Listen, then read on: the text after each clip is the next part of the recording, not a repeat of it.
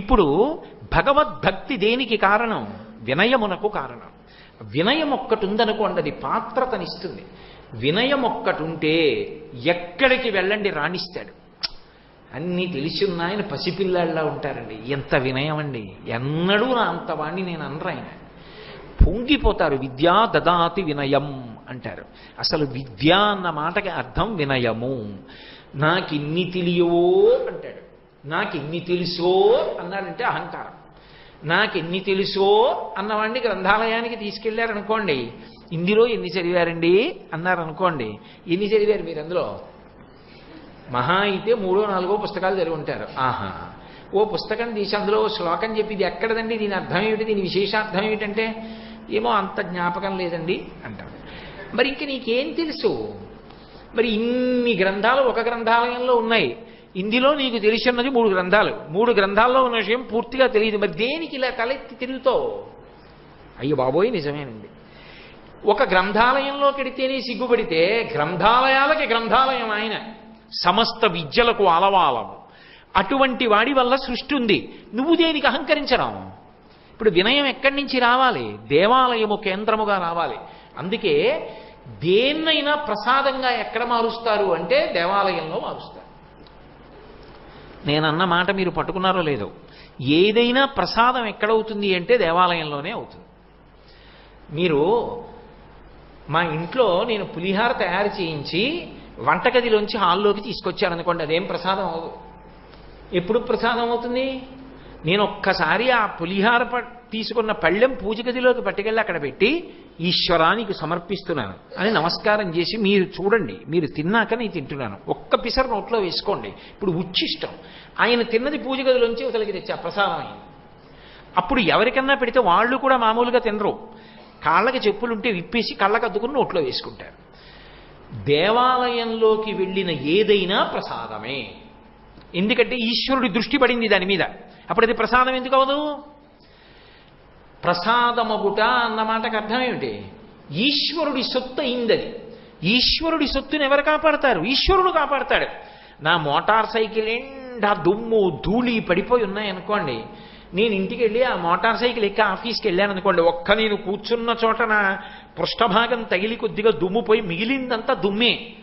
నీ దిగ్గాని నా చుట్టూ ఉన్న వాళ్ళు ఏమంటారు, నా సాటి ఉద్యోగులు, ఏమండే కోటేశ్వరారు అదేమిటండి ఆ మోటార్ సైకిల్ ఒకసారి తుడుచుకోరా ఏమి, లేకపోతే ఎవరికన్నా చెప్తే మేము తుడిచిపెడతాంగా అంటారు.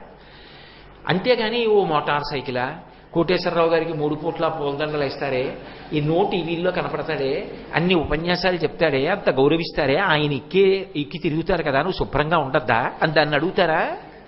దాన్ని అడగరు. అది నా సొత్తు కాబట్టి నన్ను అడుగుతారు, దాన్ని ఎందుకు శుభ్రంగా ఉంచలేదని అడుగుతారు.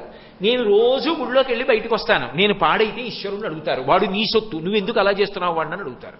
అలా అడగకూడదని ఆయన జాగ్రత్త చేసుకుంటాడు.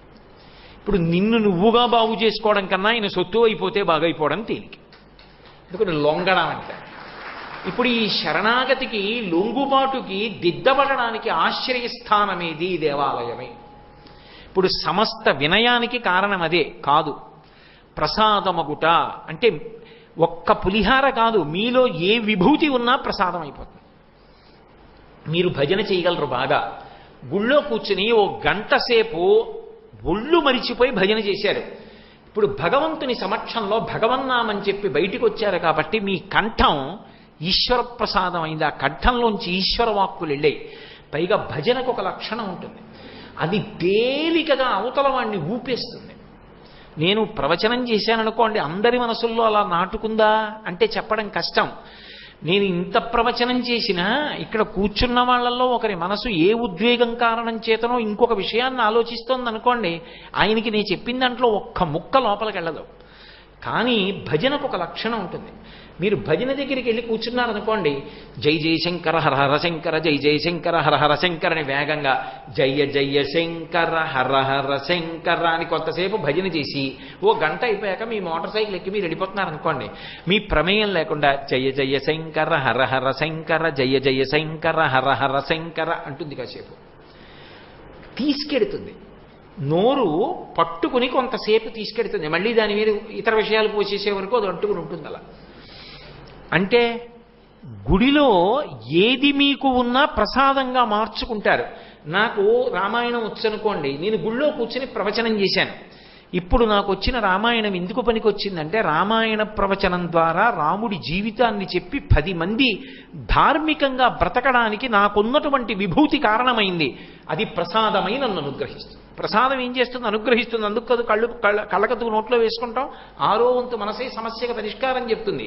కానీ దేవాలయము ప్రసాదముగా మారుస్తుంది. అందుకే వ్యాకరణం వచ్చనుకోండి, శివాలయం వ్యాకరణ మంటపంలో కూర్చొని వ్యాకరణం చెప్తారు. అలాగే మీకు దేవాలయం ఉందనుకోండి, అందులో మీకు పాట వచ్చు, గీతం శ్రావయామి అన్నప్పుడు దేవాలయంలో కూర్చుని ఓ పాట పాడారు. ఇప్పుడు ఈశ్వరుడి దగ్గర మీరు సేవ చేశారు, మీకు పాడగలిగిన విభూతి ఈశ్వర ప్రసాదంగా మారింది. మీకు డప్పు వాయించడం వచ్చు, వాద్యం ఘోషయామి, డప్పు వాయించారు. మీకు నాట్యం వచ్చు, నృత్యం దర్శయామి, నృత్యం చేశారు. మీకు వచ్చిన నృత్యం ఈశ్వరుడికి నైవేద్యం పెట్టి ప్రసాదం చేసుకున్నారు. మీకు ఉన్న ఏ విభూతి కానివ్వండి, బట్టలు ఉతకడం వచ్చు, ఈశ్వరుడు కట్టి విప్పిన బట్టలు తీసుకెళ్లి ఉతికి మళ్ళీ పట్టుకొచ్చి ఇచ్చారు. ఇప్పుడు ఉతకగలిగిన శక్తి మీకు ప్రసాదం అయింది. మీకు భగవంతుడు బలం ఇచ్చాడు, దేవాలయానికి వెళ్ళి తుడుస్తారు. మీకు శరీర బలాన్ని ఈశ్వరుడి దగ్గరికి తీసుకెళ్లి ఉపయోగించి ప్రసాదంగా మార్చుకున్నారు. మీకు ఏదో బూజులు దులపడం అంటే సరదా, కానీ ఎవరింట్లో దులుపుతారు? దేవాలయానికి వెళ్ళి రోజు కాసేపు బూజులు దులిపారు. ఇప్పుడు మీకున్న శరీర బలాన్ని ఈశ్వరుడి దగ్గర ఉపయోగించి దాన్ని ప్రసాదంగా మార్చుకున్నారు.